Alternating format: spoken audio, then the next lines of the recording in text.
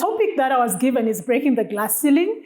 And I'm just going to share a little bit around my own story, but also share stories that have inspired me, stories that we know.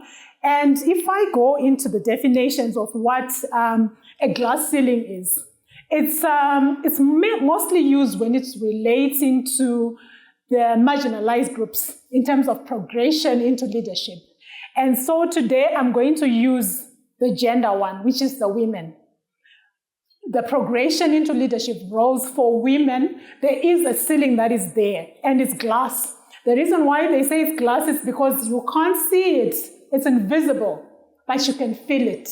In your progression, you can feel that there's something here that I need to shatter, that I need to break to get into next level.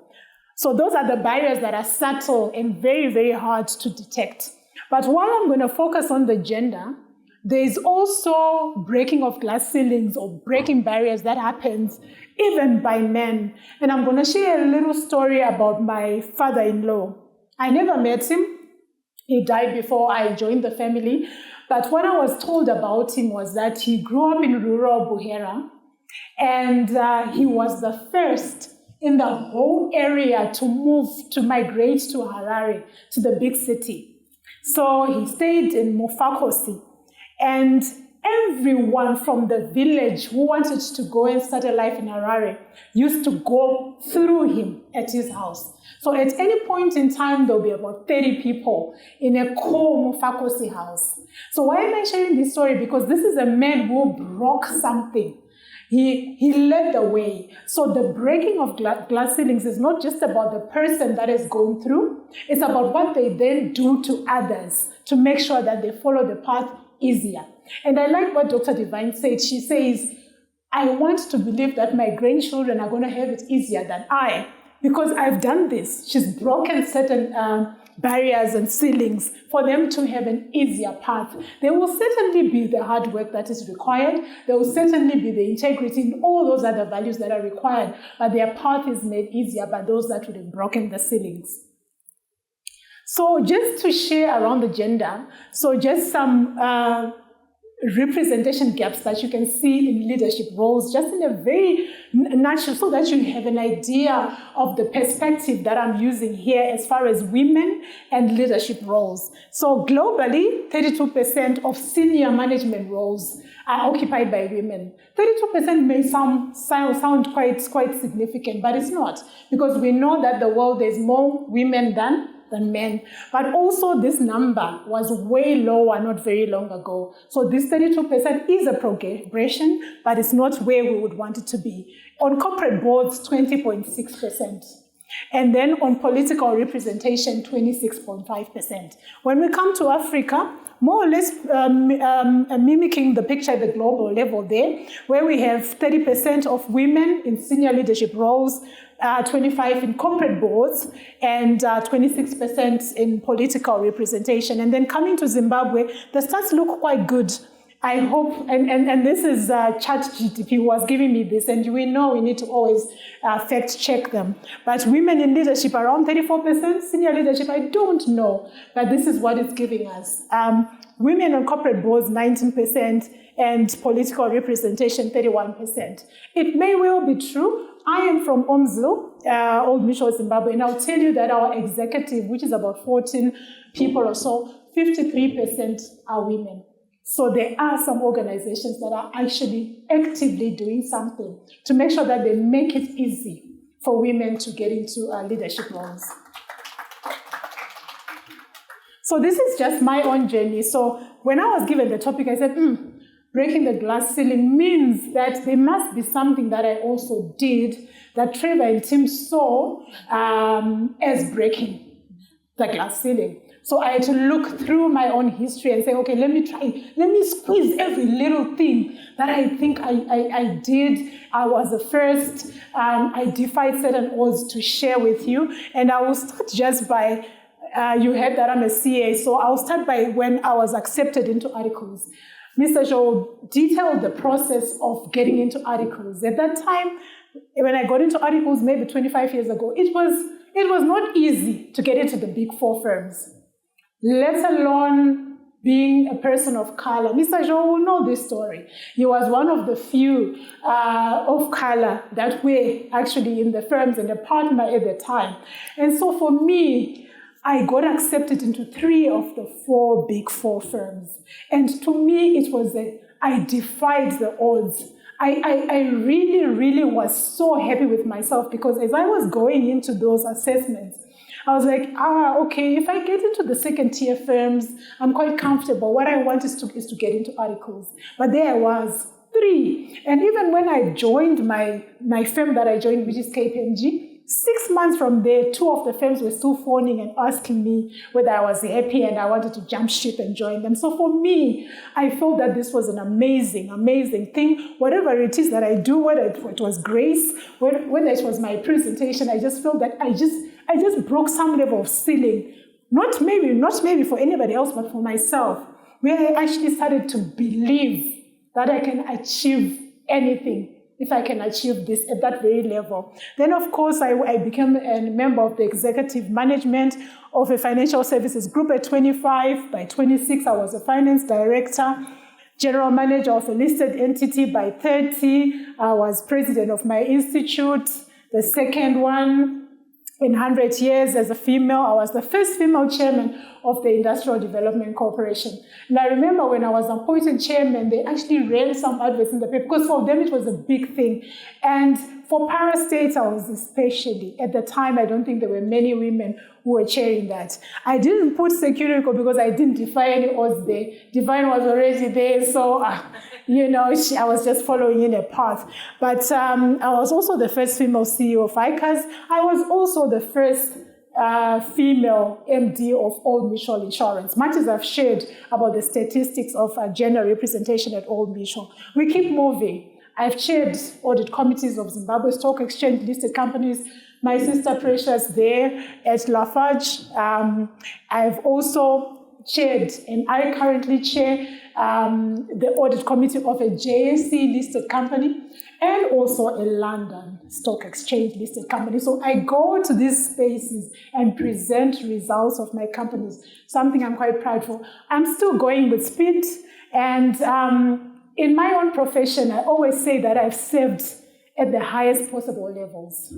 From being president of my institute to being CEO of my institute, I've served as a board member of the Pan-African Federation, which is the African continental body, and I currently serve at the IFAC, International Federation of Accountants Advisory Board. So as far as my profession is concerned, I've defied every single odd, and I've sat on every single table possible. So that's my glass ceiling, my glass ceiling journey. But maybe going into what did I face and what is it that I did to get myself to these spaces.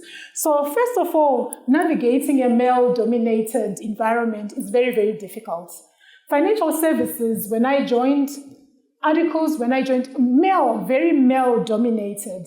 One thing that I needed to learn there, I think, first of all, you needed to have the principles and the values and the belief in yourself, because it's very, very easy for you to be swayed into another direction simply because you are a minority and you're trying to prove yourself so much, you can actually find ways.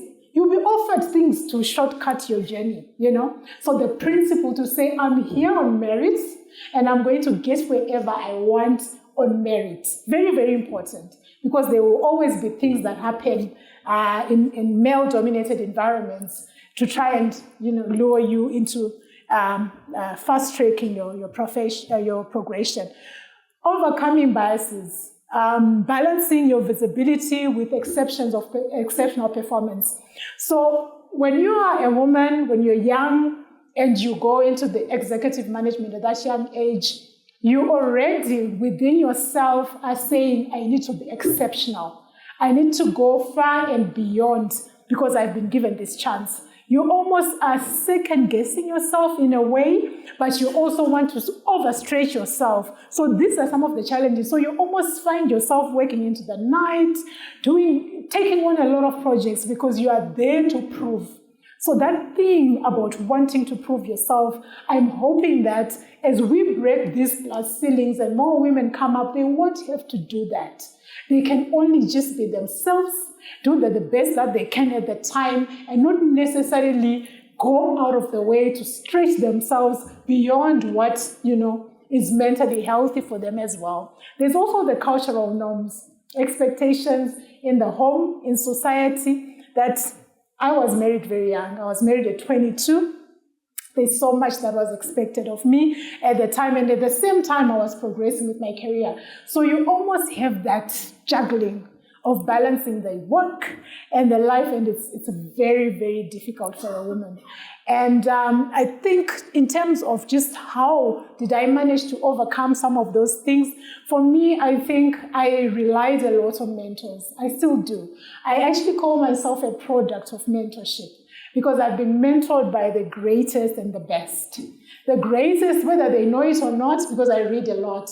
I get mentored by amazing people who have written books. And that's why it's absolutely important, Trevor, that we do write books.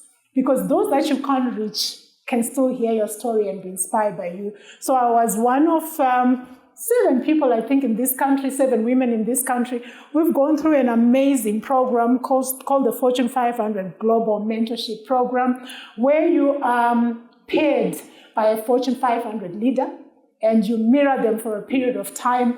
It was an amazing program for me. It soared into me, and I think it helped me deal with a lot of things that I was dealing with at the point in time. And then, of course, the power of peer networks and role modeling, where you have certain people that are where you would want to be or are aligned to where you want to go, and you kind of watch them so that you don't repeat either the same mistakes they made, or you also fast-track your own progression because you've learned from somebody else. Leadership and the importance of persistence, the importance of self-advocacy. You actually have to be a self-advocate. You don't wait for someone to come and tell your story and take you into spaces. You need to be able to have your elevator pitch ready about who you are, where you're going, what you're about. And for me, I've learned this, that you have to do that for yourself. Yes, there will be sponsors, there will be people who will do that for you, but be your first advocate. And of course, maintaining the growth mindset.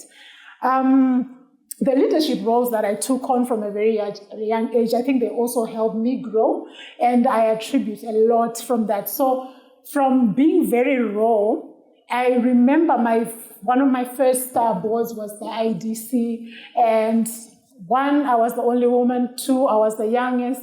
The amazing people were there. It was chaired by experienced corporate people, and I felt like, am I in the right place?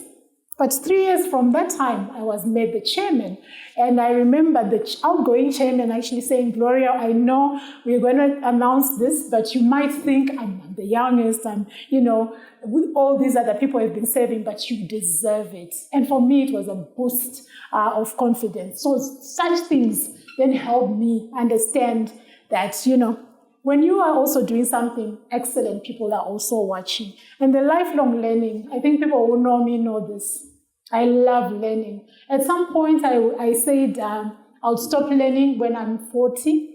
I would still read books, but I'll stop learning when I get to 40. But when I got to 40, something else was still calling. And so I'm a CA, I've done law, I've done insurance, and I'm currently doing an MSc in business psychology. Why? Because I'm passionate about developing others.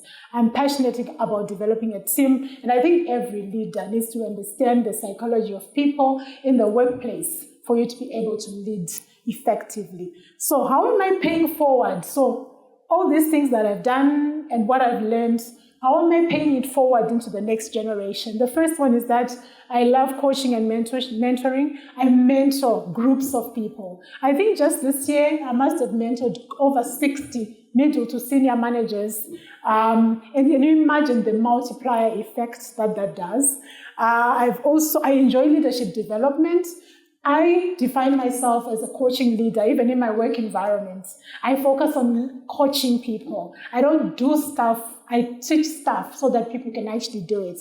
And then educational promotion, I promote people, and the girl child in particular, to learn, because I think it's the ticket that we have to go into bigger spaces. I also get myself involved in women associations.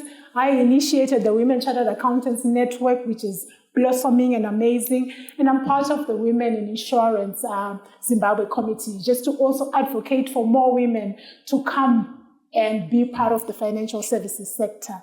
Diversity and inclusion, that one I think I'm on record. People know, maybe that's why I was even given this topic. I believe in meritocracy.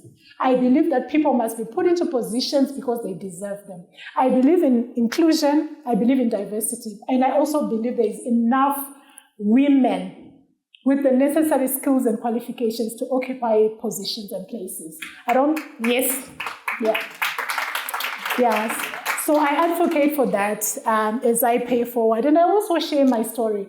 You know, I'm a Christian, and sometimes as Christians we border on, am I being arrogant? Am I saying too much? Am I being pompous? But then I realize one thing.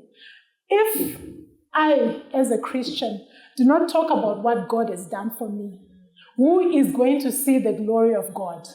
Because there will be many people who have done great things, and they will attribute their success to their sources.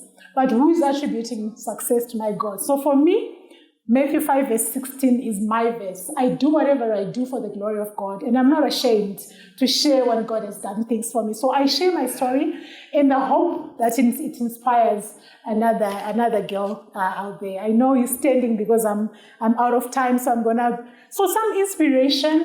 Some of the ladies who've done well. Oprah, there we know her, first American woman to own and produce her own talk show. First African-American billionaire, as we know her, shattering the glass ceilings, for all of us to aspire for that. We have Graça Machel. We know her to be the one who was first lady twice. Like, come on. How many times does such things happen? First lady twice, but not only that, she's been a minister in Mozambique for education and culture. So she was not just a first lady. And I thought she's an interesting one to. Connie Ferguson is one of my role models. She's a leading actress and producer. If you grew in my time and you watch Generations in the early 1990s, you remember Karabo or Rocca. And every little girl child would aspire for this character, the way she dressed, the way she walked. And I thought she also broke a lot of glass ceilings for a lot of people in the media and in the film and production industry. Hillary Clinton, I feel privileged to have met her in person when she was the Secretary of State. And this woman was the first woman to be nominated for president by the Democrats. Of course, now we have Kamala, who's a presidential candidate, but she was the first Hillary. And again, coming from a point where she was the first lady, and you almost think she was just support. Meanwhile, she was a power in herself, so she broke that glass ceiling to be where she was. Then I like Rihanna, Riri, as they call her. This woman, I don't know if anyone has been to Barbados.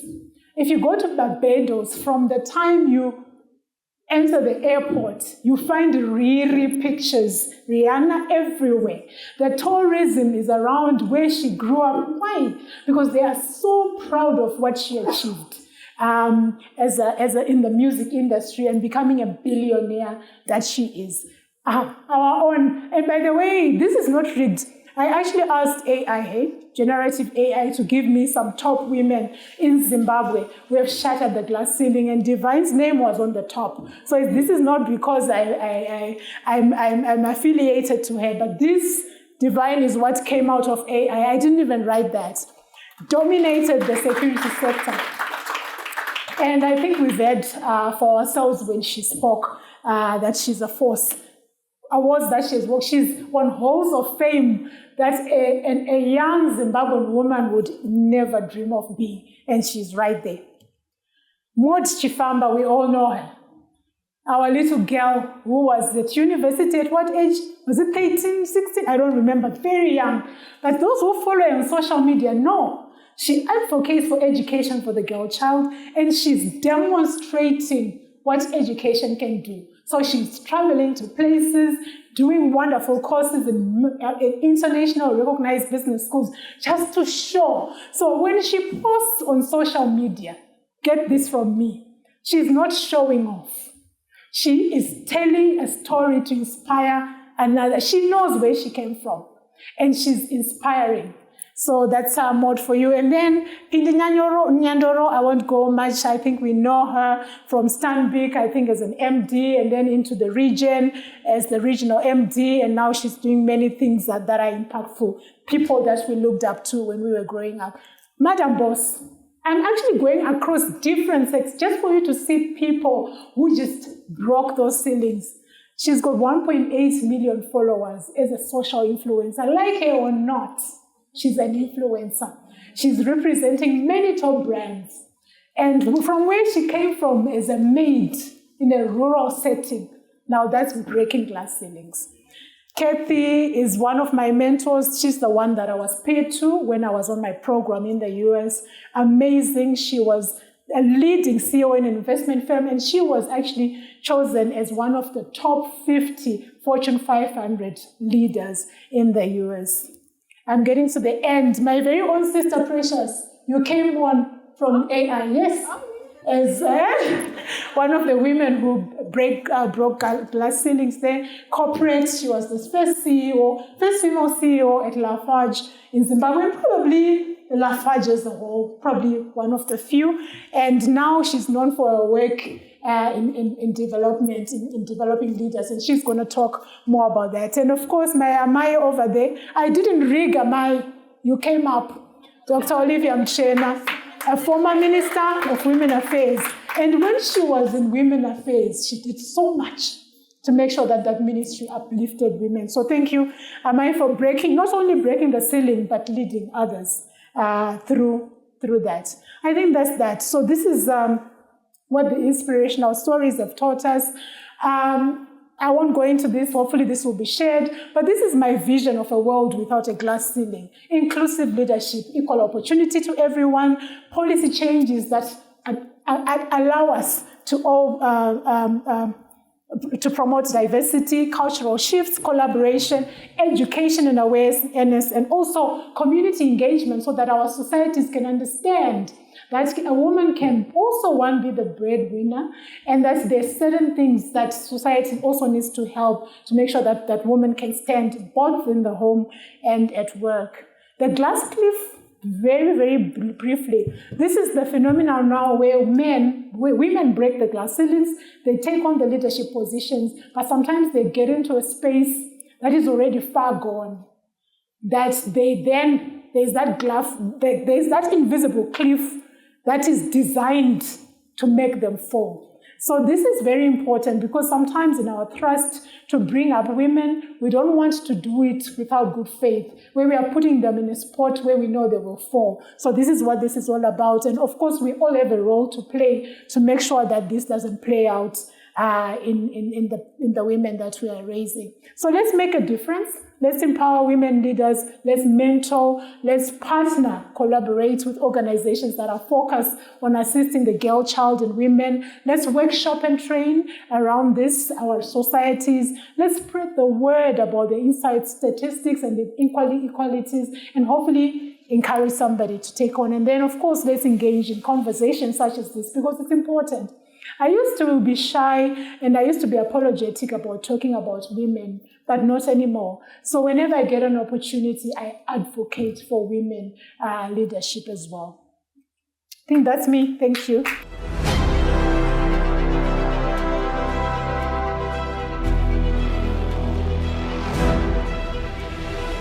Any questions before I start? I don't want to dominate. Victor? Thank you for that amazing presentation. I want to speak from the perspective of the young man, young businessman, and I want to hear from your position. The young men in my generation who are getting into relationships with ambitious women. How best do we actually do that? because I feel that is not a conversation that is typically had. It wasn't just long-sighted. So how do we actually, I have my own Gloria in life. How do I deal with her? How do I work with her? What is the structure of that relationship and partnership? What should that look like? Very pertinent question, should I go ahead and Absolutely, answer that? please. Yeah, That's an important question. Yes, Yeah. a very important question, and it's a conversation that is actually trending now to say, how do we raise a man that is able to deal with an empowered woman? Because that was not the case before. So I think there is need to understand and appreciate the people and our partners intellectually, not just as a helper who's coming to help you domestically and organize your life. This is a person at who you are at an intellectual level that you're able to engage with, partner with, even in business. Just that whole respect. So, and then understanding that they are not going to be your typical woman because they've got other responsibilities as well. The sharing of responsibilities there, we need to learn this. And I think this is probably a topic for a men's conference. There is definitely need for men to be taught to handle that strong, independent woman who can stand on her own feet, but also can be the breadwinner, because that is the trend that is coming. So I think it's something that in your corners and quarters as men, you need to deal with this. In the churches, they need to deal with this. If you don't deal with this, we'll have a situation where a lot of partnerships and marriages will not be able to stand because the dynamics have truly shifted. Yeah. Dynamics have truly shifted. Is there a responsibility to the powerful woman in this relationship? Particularly considering another conversation that we've had a number of times, I think maybe with you too, that we're living in a generation where the society is focused on strengthening the girl child. Who is attending to the boy child? And the relationships are now skewed because the girl child society has been really supporting the girl child, but the boy child feels left out and behaves left out. Is there a role for the woman in that kind of dynamic situation? Absolutely, Trevor. That's very, very important. So as women, because we are also the basic nurturers in the home, we raise boys and we raise girls. As we empower our little girls, we must be able to orient our young boys to understand that this is the world that you live in, that ideas, that chores can be done by any of them. I've got two, a boy and a girl, and my boy always says to me that, Mom, every idea is important, and I respect my little sister. I think she's actually clever than me in this area and that. I raise them to know that not because you are not better than the other because of your gender. That whatever little Tatu can do, you can also do. So I think in the home, but also in the communities, in the churches, what are we teaching our young boys as well so that they can deal with this? And then, of course, in corporate, much as we have women associations, I think at Old Mission there's now even a men's WhatsApp group, something that will help them deal with this transition, because it's a wave. Yeah. It's a transition, and everybody needs to be able to manage that change. Questions around? I can see a new fresh hand there. Thank you. My name is Bonse. Trevor Ncube. Mine is just a comment to say, as much as you speak of breaking the barriers, I heard you say, I was the chairman of this, chairman of that. Why can't you also champion the change of language? Because you are a lady, or it makes you proud to say, I'm a chairman who's a lady.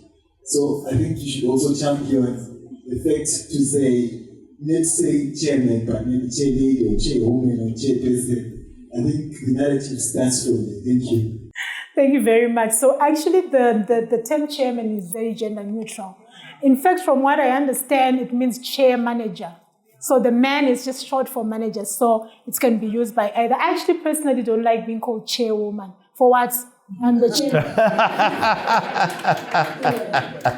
Right, chairwoman. Kosana, you have a question? I wouldn't worry too much about the boy child personally.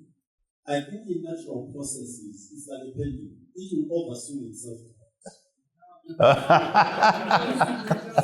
Okay. Do you share that view? No, I don't share. No, I don't share. Okay. I think we need to put in work. All right. Yes, ma'am. In your journey, have you seen more of men or women cheering you on? And then also, this is an experience I had before. Let's say you've got a lady, let me just say, a situation where one of the ladies that you're working with is pulling you down. How have you maybe handled that? Let's say you're trying to break that glass ceiling, but there are some women that are pulling you down. How have you handled such situations? Right, please proceed. All right, so I've never had, I'm one of those fortunate people who, the greater part of my developing into a leader, I was under the leadership of a woman who was very supportive. So I've not experienced a situation where a woman is trying to block. In fact, I've been, put into the limelight.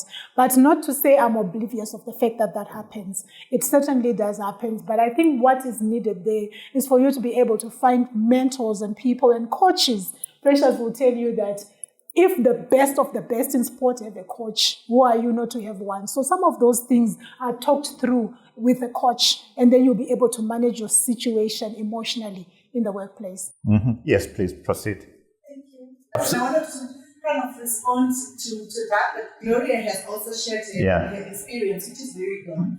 I want to believe that this pull her down thing is a narrative. It's a narrative that we have to be very careful about. In business, whether it's men or women, there is competition. So the whole thing about there is women who are against other women, it happens across the board. So it's a narrative that we actually need to reject and refuse and create new narratives of support that she's talking about. It's being set against each other for now. Wow. And Trevor, maybe to come in. Sure. So there will be a description of an ambitious, strong leader, a man. They will be called, they are ambitious, they are assertive.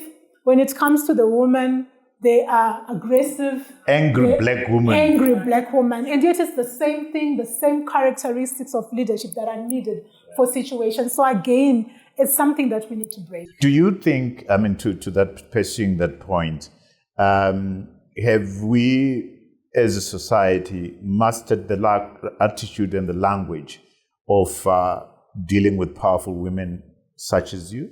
No, I think that is why we actually earlier on we were having a conversation about needing to manage this transformation. I'm hoping my sister Precious, talking to the future CEO and also being in the work of developing leaders, will be able to share more around what we need to do. We are not there. We're not yet there. And we need to get there. Fantastic. Sorry, guys, we're having to rush. Obviously, we're learning as we go along. Maybe these sessions need to be longer. The conversations are deep and quite intense.